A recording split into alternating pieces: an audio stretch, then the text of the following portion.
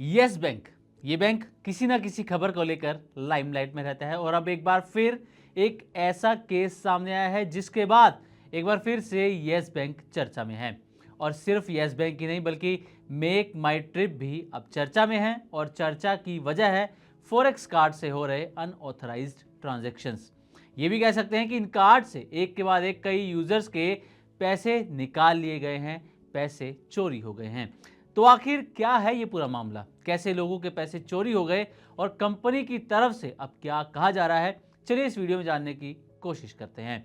तो पहले आपको बता दें कि इस फॉरेक्स कार्ड का नाम है बुक माई फॉरेक्स। ये क्या है ये आपको बताते हैं। दरअसल विदेशी मुद्रा की खरीद और बिक्री करने वाला ये एक ऑनलाइन प्लेटफॉर्म है। ये फॉरेक्स कार्ड यहाँ पर आप बनवा सकते हैं, पैसे विदेश भेज सकते हैं और विदेशी मुद्रा आप ले भी सकते हैं। इसकी जो पेरेंट कंपनी है वो है मेक माई ट्रिप और यस बैंक वो है बुक माई फॉरेक्स, जो ये है उसका पार्टनर है यस बैंक। मतलब ये एक ऐसा प्लेटफॉर्म है जहां आपकी फॉरेक्स कार्ड की पूरी detail, card number, expiry date etcetera जमा होती है।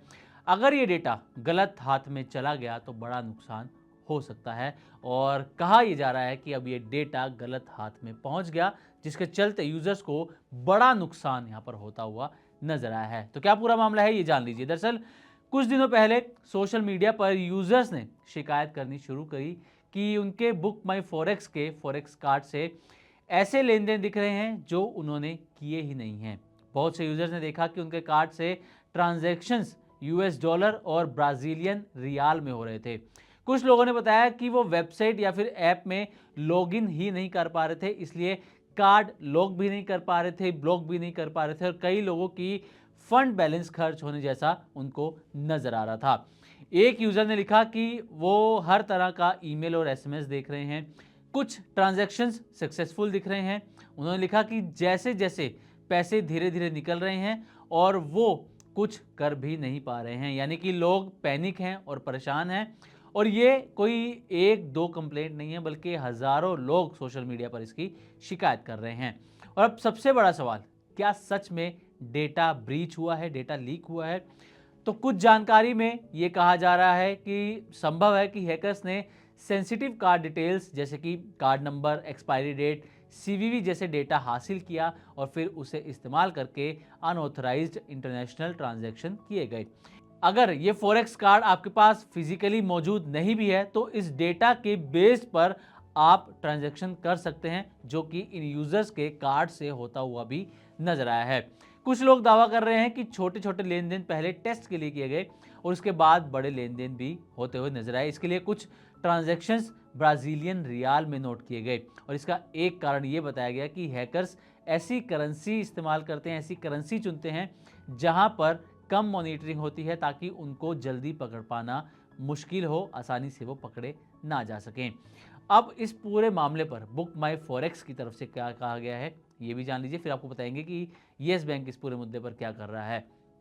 तो बुक माई फॉरेक्स ने आधिकारिक बयान में कहा कि उनके सिस्टम या कस्टमर डेटा में कोई ब्रीच नहीं हुआ है, कोई डेटा लीक नहीं हुआ है।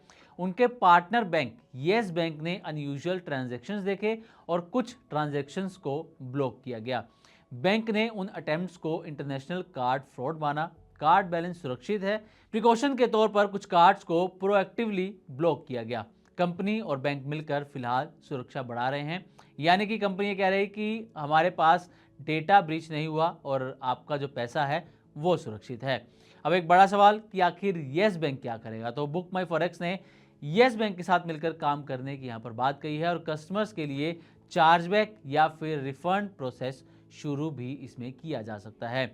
अगर किसी के खाते से अनऑथराइज ट्रांजैक्शन हुआ है तो चार्जबैक के जरिए पैसा वापस आए, ऐसी कोशिश भी की जा रही है। सोशल मीडिया और रेडिट जैसे फोरम्स पर लोग बेहद परेशान नजर आ रहे हैं। कुछ लोग कहते हैं कि कस्टमर सपोर्ट बिल्कुल नहीं मिल रहा, कुछ ने लिखा कि कार्ड मैनेजमेंट पोर्टल काम ही नहीं कर रहा। कई लोगों ने कहा कि अनऑथराइज्ड ट्रांजैक्शंस लगातार हो रहे हैं, मतलब कि यूजर्स बेहद फ्रस्ट्रेटेड हैं, उलझन में हैं। कहीं रिफंड नहीं मिल रहा, कहीं सिस्टम एक्सेस नहीं हो रहा और पैसे कहीं ना कहीं निकलते हुए नजर आ रहे हैं। अब अगर आपके पास भी बुक माई फॉरेक्स का कार्ड है तो आपको क्या करना चाहिए ये भी जान लीजिए। सबसे पहले ट्रांजैक्शन हिस्ट्री आप तुरंत चेक करें। किसी भी ट्रांजैक्शन पर अगर आपको शक हो रहा है तो कार्ड को तुरंत ब्लॉक करें। येस बैंक या बुक माई फॉरेक्स के पास डिस्प्यूट रेज करें। अगर कहीं पेमेंट हो गया है तो चार्जबैक के लिए बैंक से बात करें। अपने फ़ोन, मोबाइल और ईमेल अकाउंट इसको सुरक्षित रखें। तो उम्मीद करते हैं कि हमारी तरफ से दी गई जानकारी आपको अच्छी लगी होगी। इसी तरह की और भी वीडियोस के लिए देखते रहें मनी9 और सब्सक्राइब करें हमारे यूट्यूब चैनल।